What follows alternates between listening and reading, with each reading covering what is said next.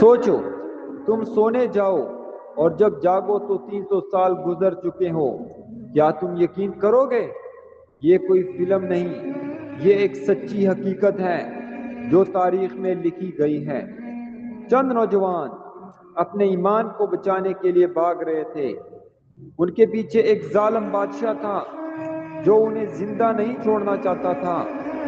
وہ دوڑتے دوڑتے ایک غار میں داخل ہو گئے، لیکن انہیں نہیں معلوم تھا آگے کیا ہونے والا ہے۔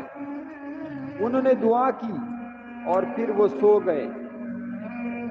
ایک نیند جو عام نہیں تھی۔ دن گزرا، پھر مہینے، پھر سال، مگر وہ جاگے ہی نہیں۔ اور پھر سال نہیں، صدیاں گزر گئی، 300 سال، اور وہ اب بھی سو رہے تھے۔ لیکن یہاں سب سے عجیب بات، ان کے جسم ویسے کے ویسے رہے، نہ بھوک نہ پیاس، جیسے وقت رک گیا ہو۔ پھر ایک دن اچانک ان کی آنکھ کھل گئی۔ انہوں نے ایک دوسرے سے پوچھا، ہم کتنی دیر سوئے؟